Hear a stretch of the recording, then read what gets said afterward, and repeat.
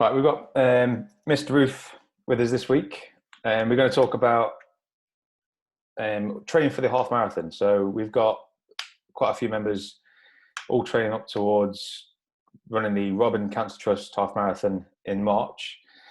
So we're just going to sit down and talk about some motivation, some training tips of how to build up towards the event, and then some hydration, nutrition tips for on the day and during training, building up to it, and then just a few other little bits that we think will help you along the way. And some completely irrelevant information. Yeah, probably, more than likely. Yeah, hopefully by the end of this, you'll feel a bit more confident going into the event. And yeah, just some tools in your toolkit. And if you find this helpful, just let us know, and yeah, hopefully you do. Yeah. All right, do you want to kick us off? Yeah. Okay. So just with some headers, we're just going to go through it all as Jan said. So the motivation part of it is, well, from what I can see, everyone's motivated. There's probably more people doing this half marathon than the one last year that got cancelled, which is, it's great to be able to do it over the space of a month, bring so many more people in that can do it, whether you're doing it in 4 runs, 3, 2, or just going out and doing it in 1 run. Everybody's adapted. Getting some fresh air in it, getting outside. Could even take your, if you've got a training partner or your other half, Ellie drags you along all the time. Yeah, she does. Does at the minute. Yeah, Tom drags me along now, so it's actually getting out and and exercising. It's as simple as that. Everyone's getting out. Yeah, I think definitely how you can break it down makes it more of a realistic goal for everyone, really. You can definitely go out and run a K a day if you really want, and you'll smash through it. Yeah. And there's people out there that are going from no running at all, and they're up to 5K or 30 minutes already. So, even if they're not taking part in it, there's a lot of people that have started running, I think, because the masses have started running, and it's just that herd mentality sort of thing that we're all getting along with. I love it. So it doesn't. No, it's your bag, isn't it? Yeah, it doesn't worry me. No. It doesn't worry me in the slightest. But it's really good to see, and it's really good to see just the people that are going from nothing to getting up to that level where they think they can now do 4 or 5Ks in a month, which is massive. Is great. Yeah. And it's definitely something we sort of neglect in when we're in the gym, is that working for that longer time domain, 30 plus minutes. Obviously in a class we can't really cram that in, unless it's that's why we introduce the cardio session, so we can just focus on that sort of those energy systems and that sort of longer endurance. But normally it's few minutes done. Getting that strength work and skill stuff in as well. But definitely now building that base we talked about a minute ago, so that when we do come back into the gym, we're going to be fitter, and we're going to find training a lot easier. Hopefully a little bit leaner as well. It's just coming off the back of Christmas. But you see in the CrossFit Games now, they have events that are that much longer. Yeah, hours. So it's good if you can put one workout a week that's over an hour. It doesn't have to be massively high intensity. No, I think that's what people get. It doesn't have to be. You're not flying for an hour. Your hour effort is going to be quite low to you to start with, and then you can build that pace up as you sort of get used to working for that sort of time. Yeah. It's definitely a bit. It doesn't matter how quick you do it. If you're looking at running 13.1 miles just to run it, who cares how long it takes? If you're looking at it because you've got a time to beat, well, then you have to adjust that. If you're looking at it because you've never ever run before and you want to do it in 4, then it's all different. Each person takes on the challenge that they want to take on, don't they? Yeah, that's it. Like your goal is personal to you. It's not a goal for the masses. The goal for the masses is to just accumulate the distance over the month. Yeah. How you want to tweak that towards you is however you get a kick out of it is going to be. Yeah, exactly. Yeah, exactly. There's a lot of people that are going to run their first half marathon, and whether it is over the space of the month or whatever, it doesn't matter. It doesn't matter. 95% of the country couldn't run a bath, let alone exactly half marathons. It's a massive achievement really just to get out the door and run at the minute, like mentally, just like given that, right, I'm going to go and do this is pretty big. Yeah, and it's like getting out and clearing your head as well. Yeah, I tend to drift off, forget about all the serious stuff and just plod around. Yeah, quite like just no music, especially when we just go out with Ellie. We chat for like the first half and then don't talk to each other for like the next half. But then at the end, like that sense of achievement, just even like during your training runs, and then like if you think about that, if you think, okay, I've run my first 5K, just imagine that like sense of achievement when you've finished that half marathon distance, like that's going to be that times. Yeah, definitely. Yeah, it's that sense of achievement at the end of it. And then also if you come out of it, right, I can do this once a month, once every couple of weeks, I can go out and run 8, 9, 10 miles. Yeah. I've got it there. Yeah. It's just something different to do, isn't it? Yeah. Especially at the minute. Yeah. You can only watch so much Netflix. Yeah, exactly. You get a bit fidgety on the sofa after a while. Yeah. So do you want to move on to the training part of it? Yeah, let's talk about training and how to sort of build yourself up to that distance, whether you're going from like 0 to 5 or which we put those plans out there already. But for those people that wanted to go and actually run it in one, like what's their training sort of look like from now till? Yeah, pretty much the same. If you like, even if you do like four runs of 5 kilometers or 2 10K runs, like my favorite way to split the week up is to do like one long run, then one run that's going to be like hills or intervals. I ran last summer I've done it on 2 runs a week, but then that was a marathon, wasn't it? Yeah, but that also had in that like one really long cardio session in that week as well. Yeah. 2 or 3 weight sessions as well. So it's like it's all there, but on a Saturday, like working out twice on a Saturday or the weekend as well. It's all endurance, you're working out for like a couple of hours, but for me, the best way of doing it is you have that longer run, but you split that away from like an interval and a hill session. If you can do 3 runs a week, then you do 1 interval session, 1 hill session, 1 long run. Yeah. And then as you start getting that much fitter in the longer run, then you will put some hills in that longer run, make that training run really hard, really tough. Yeah. Like put some hills in the middle, or put like a warm up for the first 5K and then do like 5K at really like a much higher pace, and then warm down for 5Ks. Still a 15K run, but you really put some quality content in it.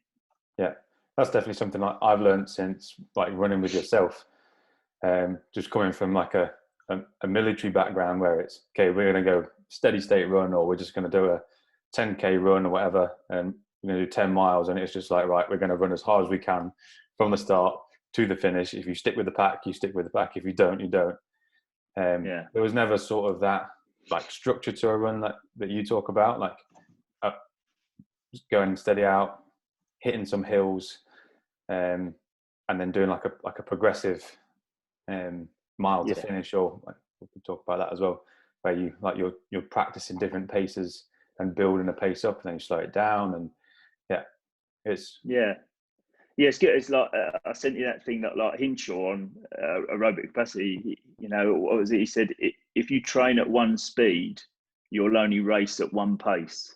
It's just you'll only race at one speed. It's like even if you're not putting like some massive content in the middle of your long run, make the last 10-20% of it a push. Like really ramp it up, progress it as you sort of like as you work through the run. Progress it, and you will start feeling the benefits for that. Because if it gets a bit like uncomfortable if you're going out of it and it's your first one and it's the longest run, then for the last 5K it's going to hurt, it's going to be sore. But if you can just push through that and you've trained for the last 20% or whatever it is, have a nice negative split, run the second half of the race quicker than the first half, then that's a really good number to sort of like to get hold of. And that's what I run a lot of that, like really push the last 20-30%. But also the strength part of it matters. Building your muscles up and core strength. Like I really felt the difference. Like having a better core, absolutely. Like it makes you that little bit more bulletproof. It is being strong. You might be a little bit heavy or whatever, but it is being absolutely bulletproof, and you're not going to pull or tweak something through the run. Stronger glutes, stronger quads, and all that. Yeah, definitely. Especially if people are necessarily like a bit newer to running, like that feeling of, okay, my knees start to hurt a little bit, your ankles are going to hurt. Like that's sort of like, that's going to happen. Like it's not necessarily an injury when you start running for 20 minutes for the first time. Like they're going to hurt. Like if you walked for 20 minutes and you've not done any walking, like your feet are going to hurt. They're not used to doing that. So your joints and everything are still adapting. They're getting used to doing that. Your muscles are going to hurt. Pain management, your hamstrings, but everything that you've done to make that part of you stronger makes it more resilient. I know we're going to touch on it a bit later, but like it will hurt. There's no two ways about that. Like you're pushing yourself. Like you're going into that limit of like what your body is capable of. Like expecting that to be a walk in the park. Like you're going to suffer for a little bit. Definitely. You should expect that, and then obviously you train to a point where you know what that feels like. But when it's not like a shock on race day when you get 10K down the road and you're like, oh no. It is going to hurt. It is going to, but it's a different kind of pain. It's just trying to manage the pain. Paula Radcliffe always says about pain management, taking that pain above the shoulders and just taking it into the mind and trying to get through it. But it will be pain management, especially if you're running like at a pace that you're not used to. So if you're going for a time and you're going for that much quicker pace, it's going to hurt. It is, big time. It is going to hurt big time. Definitely. But like, look, the strength part of it is, and the CrossFit part of it is like Jonathan Edwards. Jonathan Edwards, triple jumper. He was 75 kilos, but he could clean and jerk 150. He could clean. It's strong. It is strong, and having that extra bit of strength, and and your muscles are like stronger, pushing the oxygen around quicker. Better. It's just it all comes down to like the sum of it all. It's like not just being a runner, and I've found that like I could go out and run every day, but now I go out and I'm pretty much pain free most of the time, and that little bit older but still stronger. Yeah. So what comes with time and learning, like, and spending that bit of time on like the recovery and the mobility side of things, like stretching after your sessions and making sure you're warm before you go out on your sessions is a massive part of making sure that you're ready for that training session. And then when you come back in off that training session, like that's when your recovery starts. Don't sit down for 20 minutes, then get up all stiff, like get some water in you, get some little bit of food, and then like hit some stretching for 10, 20 minutes. Like especially when you're newer to the running, you have to put that bit more time into the recovery side of things. Yeah, but it's like warming up. The shorter the run and the higher the intensity of it, the longer the warm up should be. Yeah. But like if you are going out for like that longer run, like 13, 14, 15K, just like use the first kilometre to warm up. Doesn't matter. Yeah. It's what we did. It's a training run. Use that first I don't know 10 minutes. Just warm up. Super steady. Warm up. Make sure you're feeling good before you start. Yeah. Pushing the paces. Yeah. If you're going out and that training run's like really, really structured and you've got a plan for it, then warm up first. Warm up, reset the watch, and then go. Warm up 800 meters, a kilometre, and then come back, get the heart rate going a little bit, and then go into the training run. Yeah. But it's it's a long run. Just warm up, and then nothing's going to pull, snag at the start of it, and then you haven't lost that day or that week. Yeah, no. We said about people that are building up towards that bigger distance. So they've got like 4 or 5 weeks before they sort of hit that. If they're going for it in one big run. Yeah. What do you think their training should look like between sort of like now and then? Like for those longer runs, should they be like building up to like 18K 10%. And then hit it? That's just hard? Yeah. 10% a week. Like if you can put on 10% a week onto your distance, 18K max. There's no need to go any more than that. It's just like it's not worth it. And if it is like, so like last year I went out one day to run a marathon and I failed.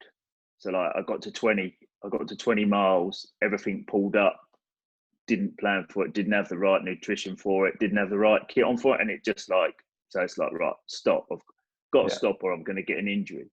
So from that, it's not worth it. So from that, I came back and had a look at it, and it's like, right, okay, so I'm not quite there yet.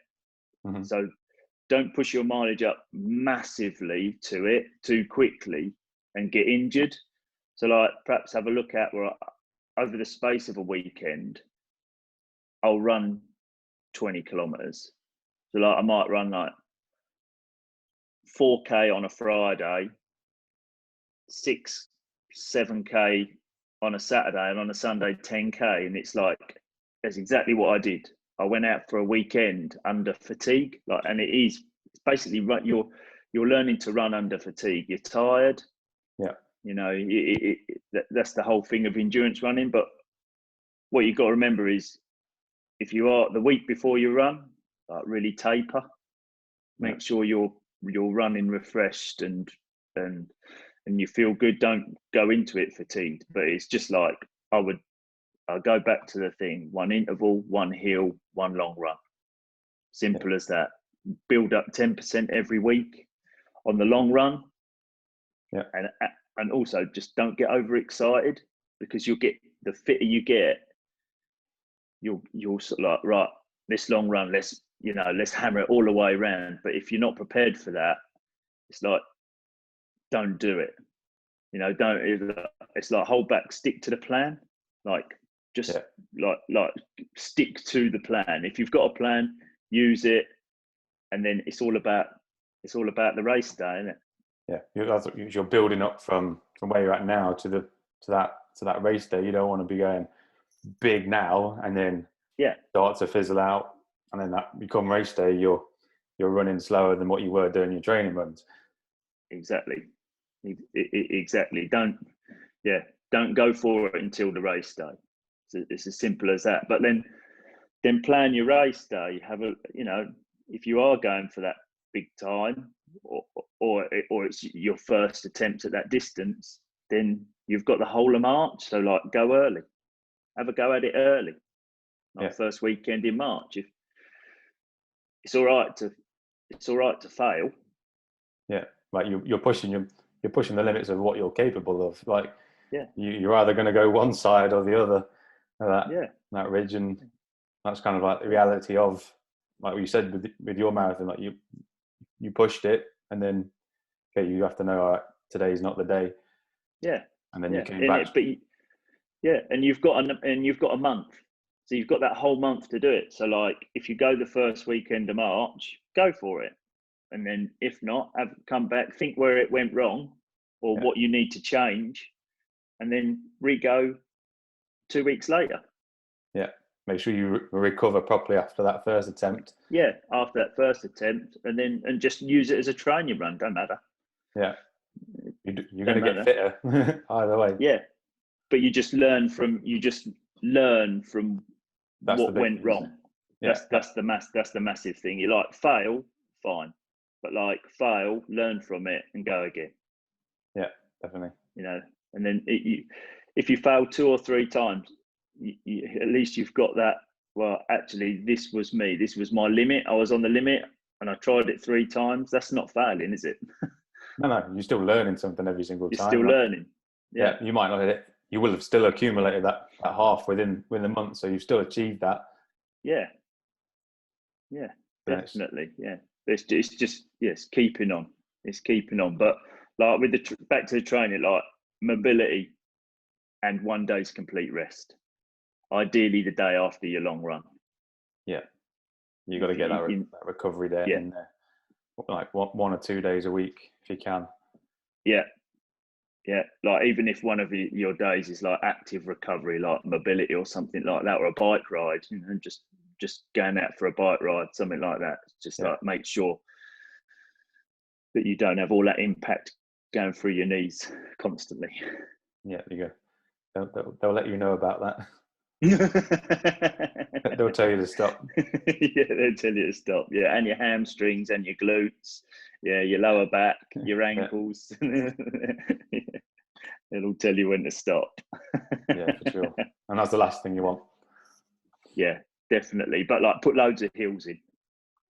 Yeah. Get strong. Like, any heels you can. Yeah, just put heels in wherever you can. It makes running on the flat so much easier. Yeah, definitely. Yeah, you spend a lot of time in the uni. Yeah, that's right. There's nothing wrong with running up the hill in the uni. You go to love it. Yeah, that's right. Or just, you don't think about it. Yeah, should we move on to some nutrition stuff then, and hydration, like what it should look like building up to the day, like the night before, 2 days before, and on the day, what to have before the run, and then like planning your nutrition like during the run as well. Yeah, so like, this is just what I do. You know, this is my plan for like nutrition and hydration. This is just what I do, and it's like, before a long run, like, especially like the actual race that you're doing, is just like, eat clean for the week, fruit, vegetables. You don't have to, like, I think the first marathon I ran, I just ate pasta for a week, and it was like, I don't feel good. Race day, you just pull out with this hell. Yeah, that's right. Watery mess, just running down the road. So it's like, just really eat really clean, and the night before, just don't go to bed hungry. Yeah. You know, the night before of the run, the one that you want to time, or go for distance, don't go to bed hungry. I had a protein shake at bedtime. So I took a protein shake before bed the day before. And then it's basically good. I get up 45 minutes to an hour before I go out. I have about 500 calories. Yep. But that's like Saurine, Biscoff, cashew nuts, raisins, a banana. And it's just like nothing super heavy. Like might have like a small pot of protein yogurt, something like that. Nothing too heavy, and have that an hour before you're going out. You know, I get up and go straight into breakfast, then some caffeine. You know, it's just like you need your system cleared out. As you know, as polite way of putting it. You know, you don't really want to stop halfway round. Yeah, or take it with you. You don't want to carry it with you, because it's just going to get uncomfortable. But I just, that's the caffeine. It just boom. And I don't drink coffee, so I have pre-workout. Yeah, a Red Bull. Red Bull, or I'll have a bottle of C4. You know, you're going in for a race. You know, you want to put as much in your body just for that day or for them 2 hours. Yeah, whatever helps. Yeah, just whatever helps. Yeah, practice that like during those like longer runs. Use this to like practice like having a bit more the night before, what you eat before a race, not necessarily the race, but just that before those longer runs, and like get used to what that feels like and what that feels like. Yeah, you might be running. When I did in the summer, when I did my marathon in the summer, I ate and I ran the first 3 or 4 miles really heavy, but I done that on purpose. I wanted the fuel. I ate about 800 calories, but I just wanted to fuel for the first 4 or 5 miles. Yeah. And it felt terrible for the first 2 kilometers. Yeah. It was like, it just didn't feel right. Didn't feel good, but it gets you through that. Yeah. Later on, it does pay off. Yeah. Yeah. And if you're going to take gels, which I recommend them, because just like, they work for you a lot, don't they? They do work for me, you know, huge amounts. It's like, have a plan when you're going to I take one every 20 to 25 minutes. It's simple. I don't take it when I need it. If you feel that you need a gel, it's too late. Yeah. Because that gel is gonna take 10, 15 minutes to kick in. So I just take one. You're going to be even further down into that hole. Yeah. You're getting into bonking territory there, you know, like you might hit a wall, you might lose a bit, you might start going back a bit. And it's just like, no, right. One gel every 20, 25 minutes. No matter what. And that's the plan, no matter what. But get used to using them gels as well, because there's some rotters out there. I think the lemon mojito, which is I think that's the first time Alison Bennett's ever refused a mojito. Yeah, definitely. And I had an even worse one about a month ago, which was blue raspberry and menthol, and it was just like that. Doesn't even sound good. That didn't go well. Put it this way, it didn't go well. I had to cut short that run. But it's yeah. But we need to go home now. Yeah. Get used to the gels. They're there for a reason, and I find they work great, as well as like Cliff and Vela Forte. They make these little carbohydrate chews, you know, and like Cliff Blocks and Vela Forte. They do some really nice ones. They're really easy, but all I do is like I just tuck it up in the tea, and it's like chewing tobacco, but it's just like, it's another slow release thing that helps. Yeah, you're not like running along chewing on it. It's just like between your teeth and your cheek. Yeah, just dissolves. Yeah, and you're taking the best, but it's not another gel.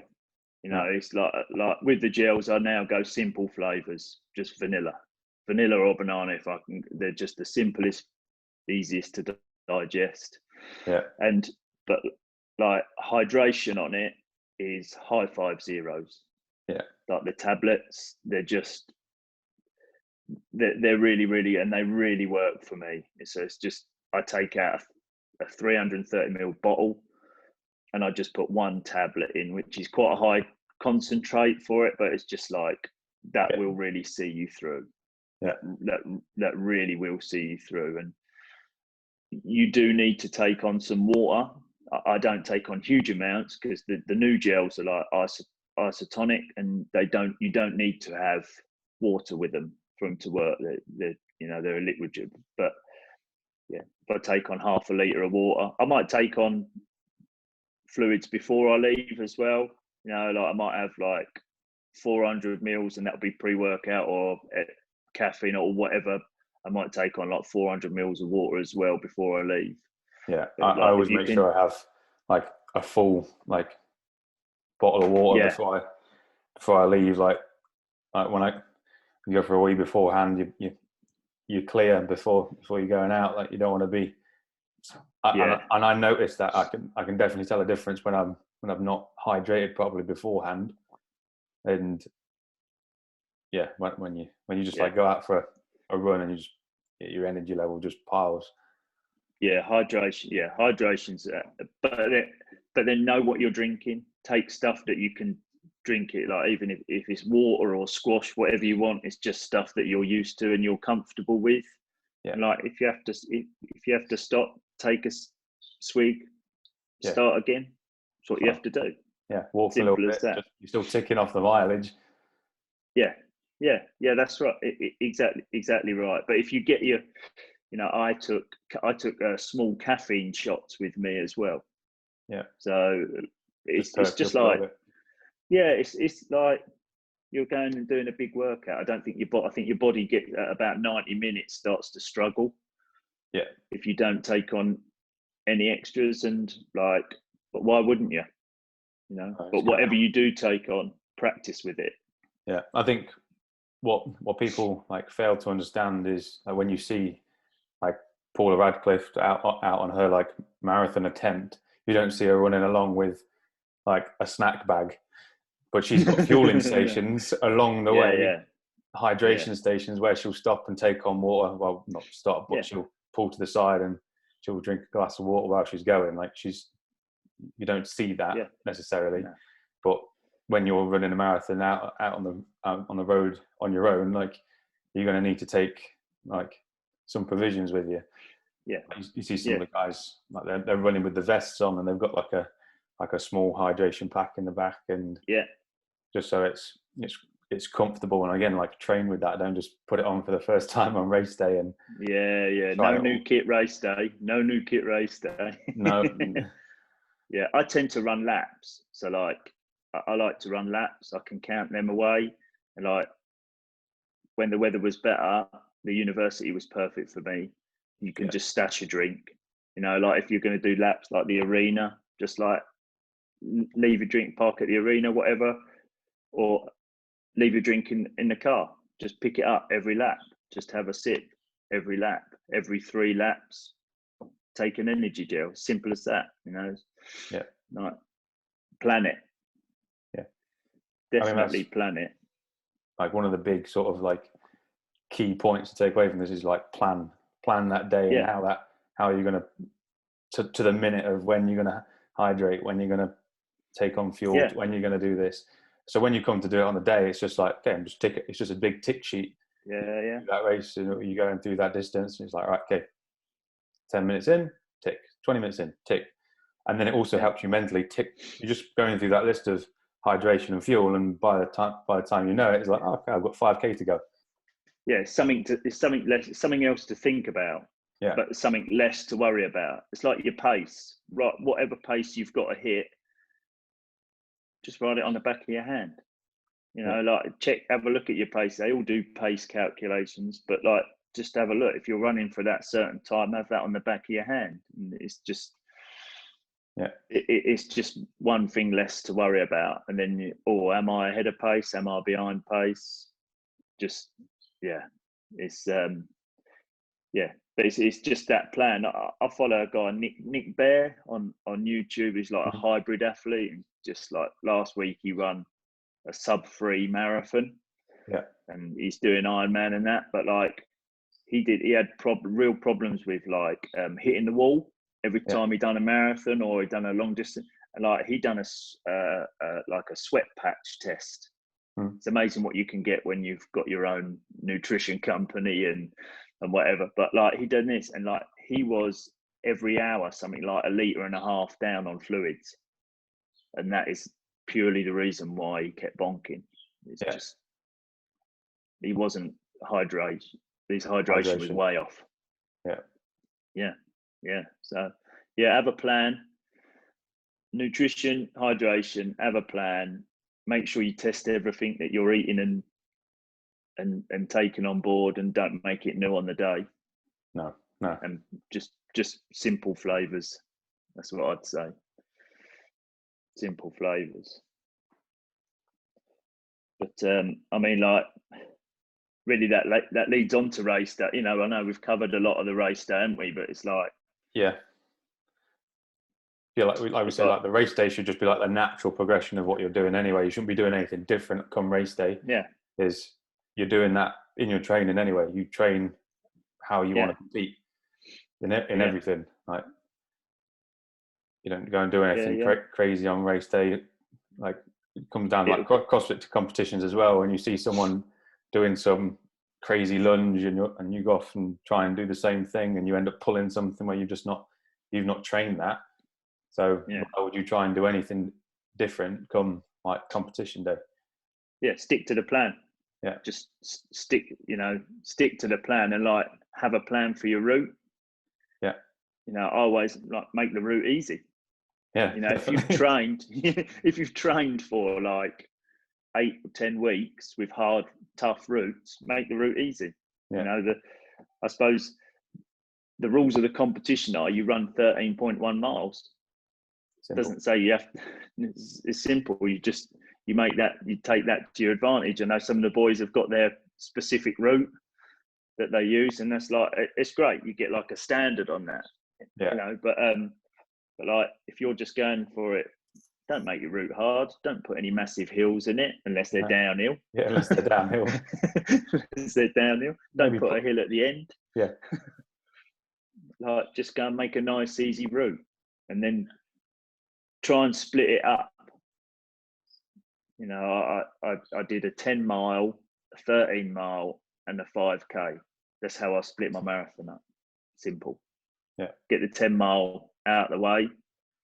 It was 10 miles all along the river and through Wivenhoe, which was nice, into the university, 13 laps of the university, run home. And the run home was downhill. It hurt, but most of it was not like massive, but there were no huge uphills. It was downhill out the university onto the flat. And then you give it some on the flat at the end. It's like, you factor that in. You're not going to be climbing with heavy legs. Yeah, exactly. Make the route your friend. But like, if you can split it up mentally, that's another great thing. You know, like if you're doing that 13 miles, do 2 5 miles and a 5K. Yeah. And just like at 5 miles, reset. Right, got another 5 miler. Reset. Right, all I've got now is a 5K. You know, and you can knock that out because you've been doing that every week in training. Yeah. And that's where that last 20-30%, right, for this 5K, we need to keep the rate a bit higher. The less amount of time that we're running, the better. Yeah, exactly. Yeah, and that's I mean, like, that's where like Paula Radcliffe again, she counts, and I count. If you count to 1,000, that's a mile. It's near enough a mile. Just I count to 20, reset, count to 20. I know I need my fingers and thumbs to help me in this, but like, I just count. So that gets me through it, and it makes you like, all of a sudden you've counted to 300 and you're like a third of a mile knocked off. It's like all different things. Count your strides. Sorry, mate. You count your strides there. Yeah, every stride. Yeah, every step. Yeah. Just count the step, and it's just another way to forget that you're actually sore, painful. Never run that far. Never run that quick. You know, whatever way. You know, even if you're like doing your 5Ks and you've only ever run 4K, well, actually, you're going into this month, you're running 3 5Ks and a 6K. You've never run that far before, and you're doing it 4 times in a month. So as we said earlier on, that's going to be painful because you're out, you know, you're pushing the envelope of what you've done before. Yeah, what your body's like capable of, like now. Yeah, and it's all about what your body is capable of and what you think you can make your body do without breaking it halfway round. Yeah, that's the main thing. We want to get over the finish line. We don't want to. Yeah. You want them endorphins, and you want that bit of right. I've finished now, and you know I've done it. I'm not broken. No. I'm a lot healthier than when I started. I've adapted over what we're going through at the moment. I've done what I want. I've raised a little bit of money for charity, and you know you'll be going in April. Who knows what's going to happen in April? You know, but base fitness will be there. You'll have a massive base fitness. Yeah, and you can never be too fit. No, and I run one of my quickest 5Ks when I was distance training, endurance training. So like it all ties in. Yeah. You know, it does all tie in. It just keeps you fit and healthy, and your mind relaxed. Yeah. Well, it does mine anyway. Yeah. You get used to it, don't you? Like. Yeah. Don't get me wrong. I miss the hustle and bustle now of the box. You know. Being in the gym. Yeah. Being in the gym. Yeah. But it's like it's just that different thing. Like it's like, well, I'm going to train through February. I'm going to run the race through March.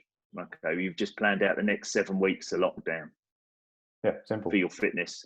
Yeah, and that'll help you just tick those weeks by and just give you that mental bit of focus. Like I find it. Yeah. I know Ellie does as well. We spoke about this. Like we're always like training for something. I think CrossFitters are very much like that.